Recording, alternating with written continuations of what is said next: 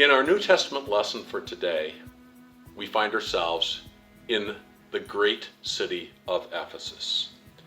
Our New Testament lesson is Acts chapter 19, verses 21 through 41.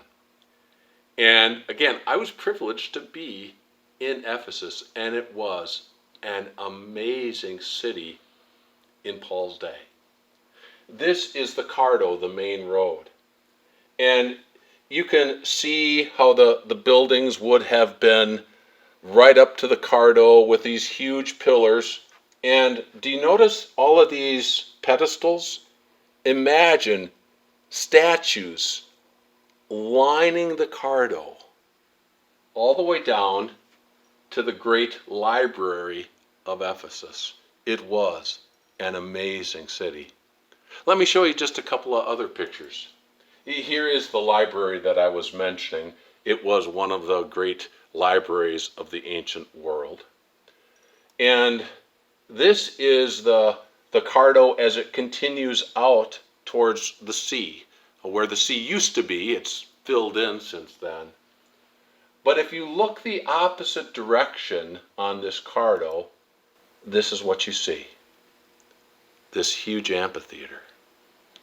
Just imagine this huge amphitheater filled with people. That's what God's people in Acts chapter 19 were facing. There's a riot.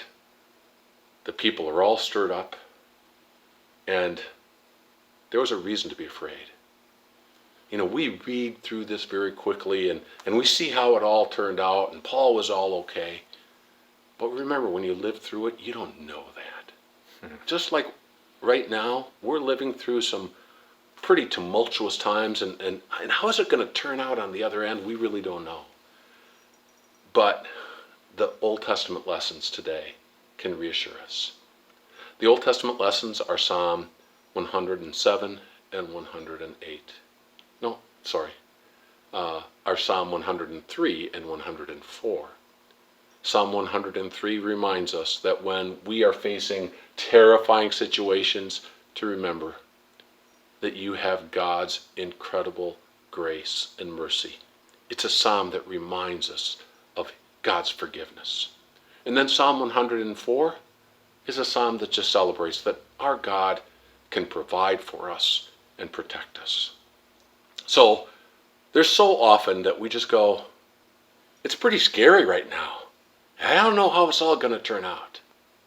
But remember, from the New Testament, you can see God can protect his people. And as you read the Psalms, just give thanks to the Lord, for he is good. His mercy endures forever.